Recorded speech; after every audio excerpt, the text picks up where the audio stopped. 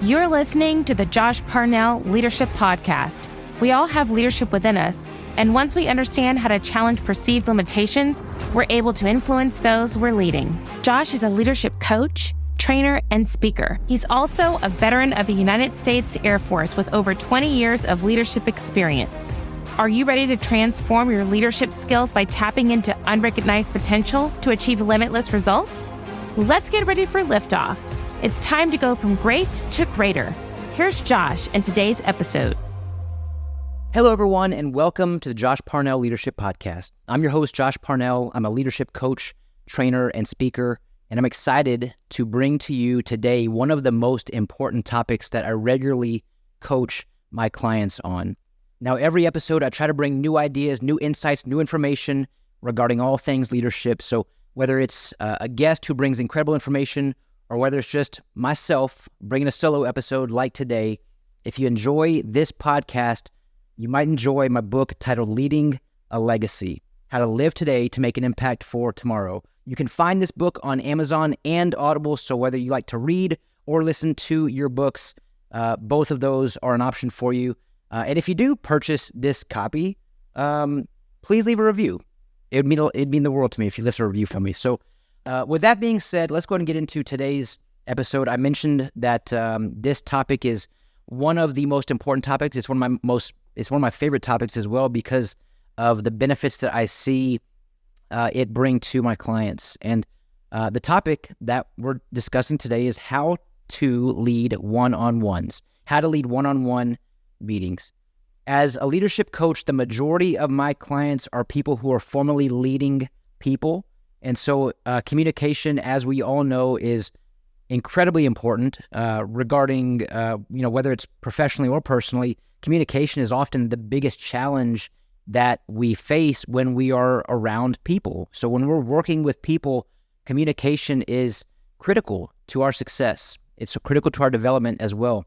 We know that when there's a breakdown in communication, voids tend to get created, and oftentimes negativity fills those voids. So what I see quite often, and really too often, is there are a lot of individual silos across a team or an organization. And so there might be a team of 15, a team of 50, a team of 500, but what you'll find, regardless of the number, is there are inevitably these little silos that pop up here and there. And so what we want to try to do is avoid these pockets of negativity, these gaps or these voids. We want to eliminate the water cooler talk and the gossip and just increase positivity and increase the opportunity for alignment across a team or an organization.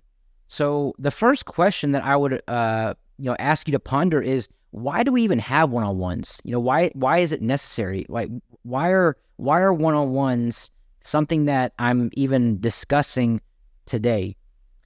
At the heart of it all, we know that people don't care how much we know until they know how much we care.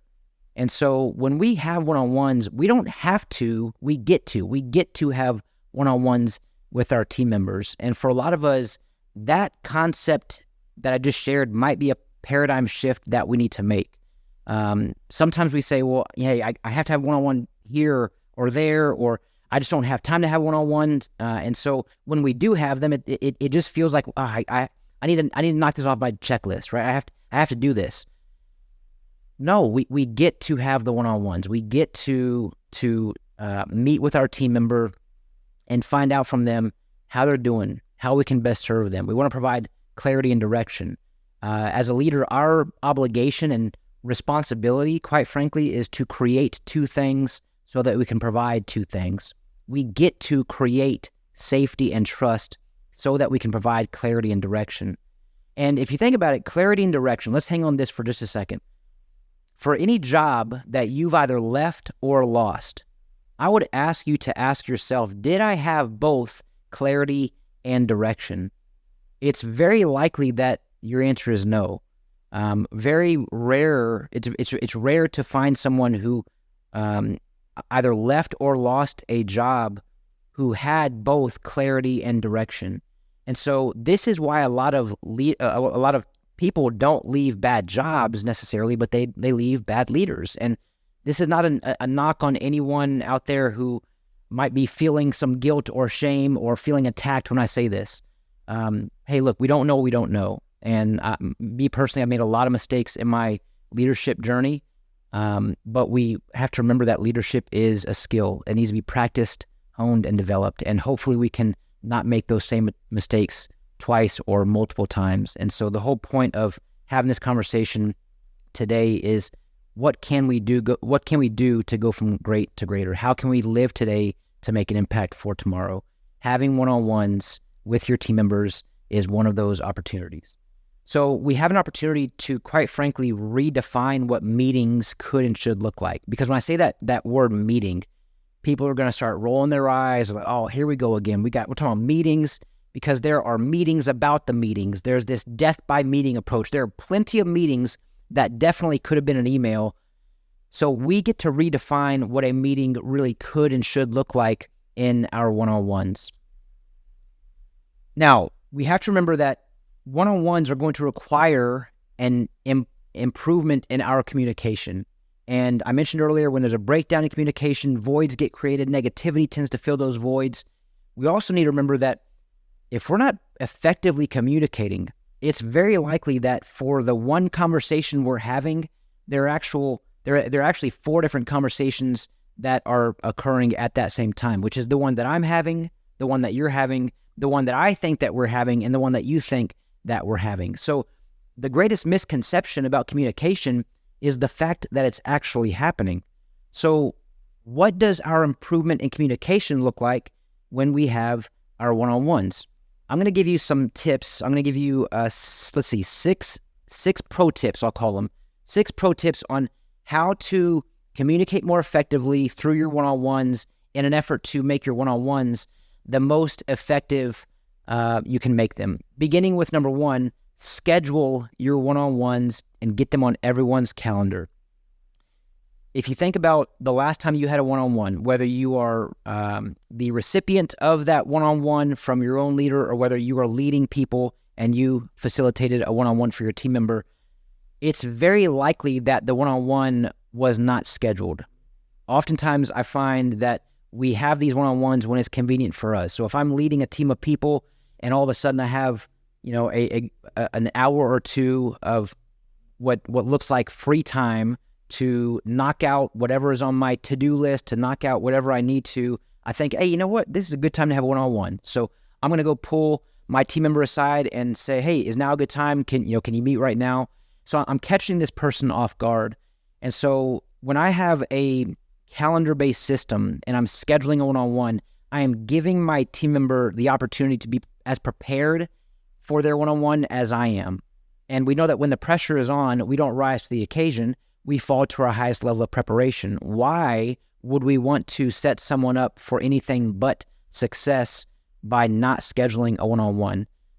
Typically, we will catch someone when it's convenient for us in the middle of their workload. They're focused on something that they're doing, and we ask them to stop focusing on that and give us their undivided attention, and they're simply not ready. And you can't blame them. I mean, they're just not prepared. They're not ready for the one-on-one. So what happens is they get into the one-on-one and they're just in listening mode. They're not presenting. We're not giving them the opportunity to share with us what we can do better, how we can serve them better, how we can lead them better. I want to make sure that I'm asking the right questions in the one-on-ones. And so if I'm asking questions, I want this individual to be ready and prepared for the questions to be asked.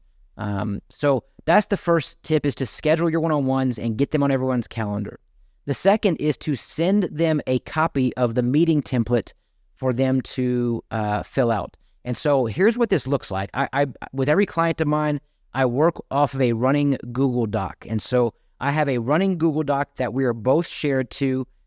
There's a space in the Google Doc for them to type in topics that they would like to discuss. There's a space for me to type in topics that I would like to discuss. I have an agenda, though, that I follow. And so at the beginning of every call, of course, I'm going to ask your typical how you doing type questions. When I ask these questions, my clients already know I'm not asking about how they're doing professionally, work-wise. Tell me your key performance indicators. Tell me about your latest sales that you're making. I'm finding out how you doing up here And for those listening, I'm pointing to my head, and how you doing in here? And I'm pointing to my heart. This episode is on YouTube, so you can watch this episode as well. But I want to find out, how are you doing up here in between the ears? We know that humans have up to 60,000 thoughts per day. And studies show that 80% of our thoughts are negative and 90% of our thoughts are repetitive. So it's no wonder why we regularly experience stress and worry and doubt and anxiety and concern and fear. But we know that fear is simply false evidence appearing real. And we're always going to find evidence in the things that we believe. It's important that we are creating a safe place, space, and platform for our team members to just sit down and simply take a breath. Take a breath. Hey, how you doing up here? How you doing in here? Find out how they're doing on a personal level. Find out how they're doing, mentally, physically, emotionally. How's their stress level? How's their workload? I mean, we're gonna talk a little bit about work stuff, but we're beginning with the personal side of things. Ask them how their date night was with their spouse, how the soccer game was with their children, and please use their names. Use your team members' names, use their spouses' names or their partners' names, use their children's names. If you don't know your team members' names and hobbies and interests and dislikes and fears and motivators, then we're likely already missing the mark on how we can connect and subsequently influence them, because it's really about connection and then content. It's connection before the content. And too many of us are so focused on on the content, where I'm telling you something that you need to hear from me, the leader. And the reality is, one-on-ones are not designed for you. One-on-ones are designed for your team member. There's plenty of times throughout the course of the week where you have these informal discussions about work-related things and initiatives and agendas and topics that certainly need to be addressed. But utilize the one-on-ones as an opportunity to just allow your team member to know that their voice is heard, their opinion matters, and their ideas are considered. Many people, as I mentioned earlier, they don't leave bad jobs, they leave bad leaders, but the reason that they're leaving is because they don't feel valued. They don't feel heard, understood, acknowledged. They don't feel seen. And that causes the majority of employees worldwide to be disengaged. Studies show that 70% of employees are simply not engaged at work. And it's very likely because the focus is too often on content and not connection. You have an opportunity to redefine what showing up for your team member really looks like. You can redefine what meetings look like.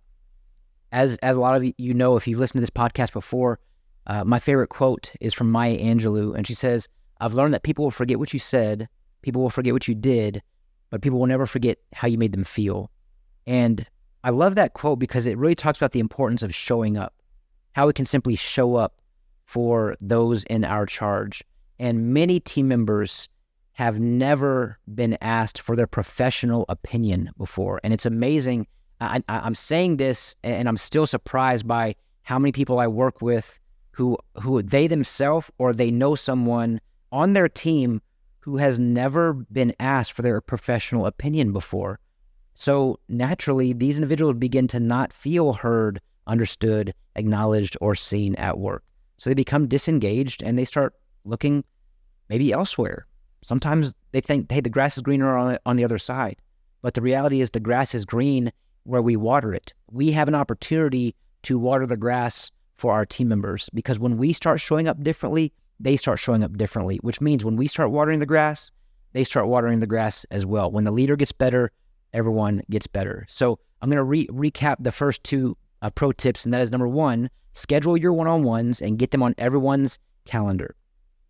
Number two, send them a copy of the meeting template for them to add topics and notes to. If you have questions about this particular meeting template, feel free to reach out to me at thebeardedleader.com. You can book a call with me. Every one of my clients works off of a Google Doc, as I mentioned, and I also provide them a meeting template to use for their team members. This is one of the benefits of working with me as your coach. I should mention that when you schedule the one-on-one with them, you're going to want to, if you don't currently do one-on-ones with your team members, and you simply went to them and said, hey, John, you and I are going to have a one-on-one on Thursday at 2, and that's all the context that you gave him, what's likely going through his mind is, oh man, am I getting ready to get fired? What's wrong? What did I do this time, right? It's likely this negative type of thought that he's experiencing because this is new to him. We haven't done one-on-ones before. So please go to your team member and share with them, hey, I'm going to have one-on-ones. Everything is fine.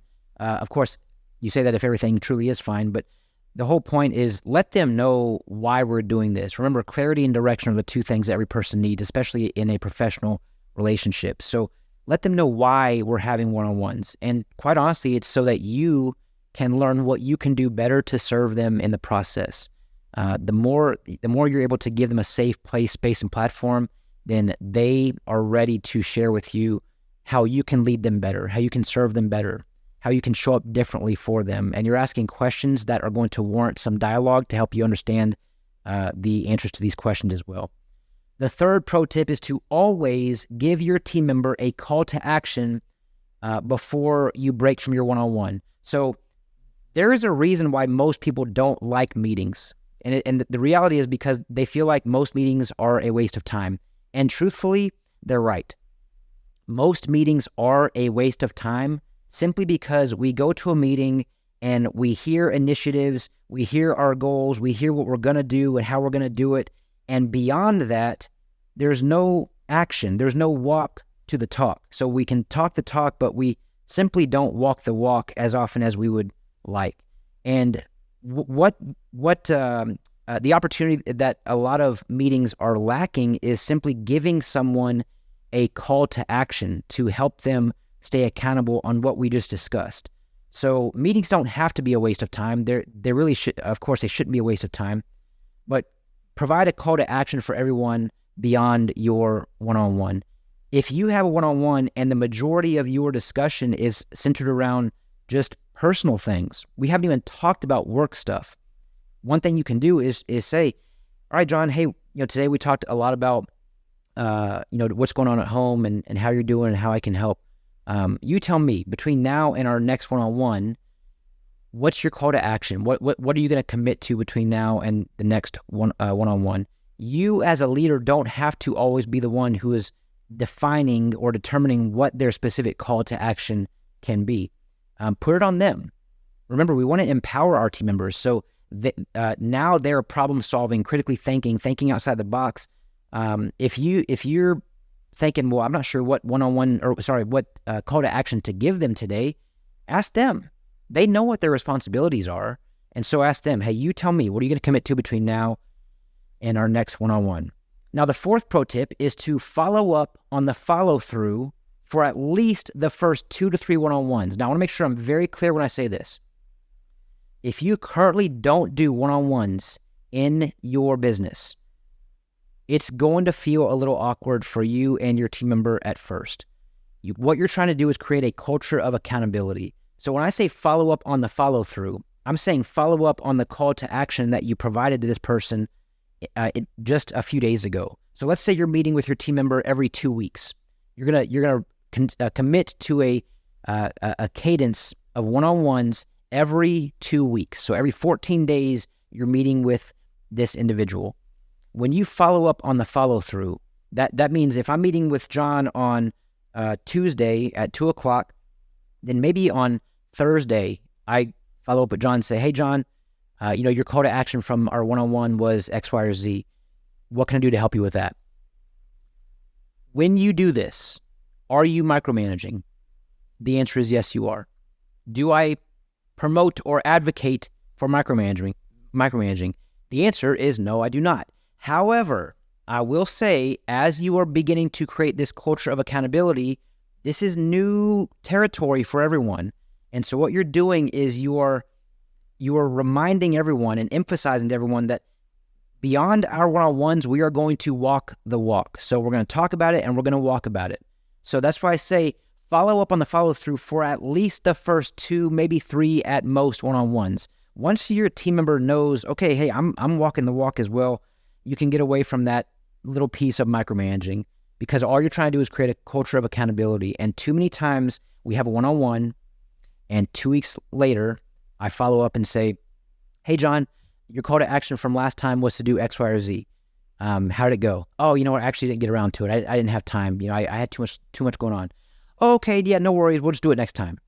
And then 2 weeks go by. So already I'm kind of dismissing the fact that it wasn't important to begin with, which is not the case. And I'm saying, okay, you know what? Do it next time. And all I'm doing is encouraging John to not really have to follow up on what he was accountable with to begin with. So I want to make sure that I can reframe and shift a paradigm for everyone involved within the organization by knowing that, hey, we're going to talk about it. We're going to walk about it. There's a reason for the one-on-ones, and they're not going to be a waste of your time.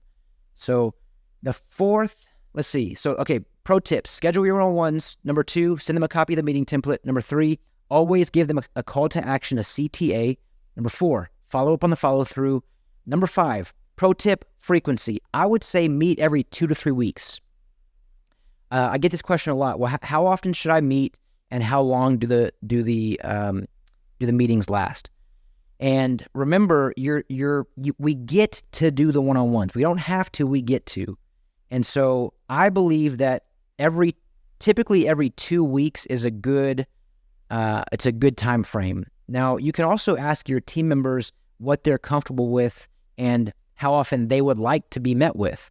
I wouldn't go every week. Now, depending on what your role is and what your organization looks like, this could vary. So use this kind of conversation that I'm sharing with you loosely. But I would recommend probably every 2 weeks is what most of my own clients go off of. The majority of my clients are in the automotive repair shop space. So I'm working with a lot of individuals who are on teams of about anywhere between a dozen and 40. And so there's a lot of team members, or I say a good amount of team members that they're meeting with on a consistent basis. And what we've collectively found is that every 2 weeks seems to be a pretty good cadence for that particular layout. And of course, the last pro tip, I just kind of alluded to this, duration. It's, what I would recommend is the first one-on-one, go ahead and plan on about an hour. And the reason being is you're going to have one of 2 different types of attendees in your one-on-one. You have one person who might be very open and candid and share a lot of information with you because they feel safe and they can trust you. Remember, those 2 things we're creating is safety and trust so that we can provide clarity and direction. So if they already feel safe, they recognize that I'm in a safe place, space, and platform to openly share what's on my mind and what's on my heart, then I'm going to just start singing like a songbird. And what happens is you meet with this individual, and it's the first time potentially in their professional career where someone has just straight up asked them for their opinions on things, for ideas. They finally feel heard. They finally feel seen. They finally feel understood and acknowledged. And so sometimes you're going to have someone who just, word vomits all over you. They might be venting to you as well because there's a lot of things that they've been holding in because they never had a voice up until the time that you created that opportunity for them. Beyond that, I would say plan on 30 to 45 minutes per one-on-one. It really just all depends on who you're meeting with and the relationship that you all are creating and cultivating. So those are the 6 pro tips when having one-on-ones. One-on-ones, again, I cannot stress the importance of this. I've had about 4 different shop owners and franchisees reach out to me in the last 4 months, just sharing with me how the introduction and the implementation of one-on-ones to their team has really changed their business. It's been a game changer for their business. And so what we see when we do this is when people start showing up for people, those people start showing up for their leaders and for their teams. We see an improvement in culture. We see an alignment that is certainly improved. We see a decrease in negativity and toxicity and a massive increase in positivity. And so what we have now is a well-oiled machine where we're no longer working in an organization where there's water cooler talk and this this gossip kind of behind each other's backs and these pockets of negativity because of the breakdowns in communication, and the silos are no longer there. So one-on-ones can truly be a game changer for your business. So if you do the one-on-ones, I'd love to hear how they go. I'd love to hear how you're doing with them, how you've seen improvements with them. And if you have questions about one-on-ones, please reach out to me. I'm happy to answer any questions you have. Again, you can find me at thebeardedleader.com. That's thebeardedleader.com. I mentioned earlier in this episode, and if you're watching on YouTube, I'm holding up a copy of my book, Leading a Legacy. You can find a copy on Amazon or Audible. I do the narration on Audible as well, so if you're not tired of my voice from this podcast, feel free to go purchase a copy on Audible, and you can hear the entire book read by me. So each episode, we look to transform our leadership skills by tapping into unrecognized potential to achieve limitless results. So if you haven't done so yet, please be sure to hit that subscribe button so that you never miss another podcast episode. And if you liked what you hear, please leave a review. So everyone, I just want to say thank you again for joining me today. I hope you enjoyed this episode. I hope you found value in this episode. If you are looking for a coach or looking for someone who can provide you resources like a one-on-one template for your team, connect with me on thebeardedleader.com, book a free connection call, and we can talk about how I can help you and your team go from great to greater. Have a great day, everyone. Don't forget to smile today. Tell your loved ones how much they mean to you. I'm Josh Parnell, reminding you to keep leading well.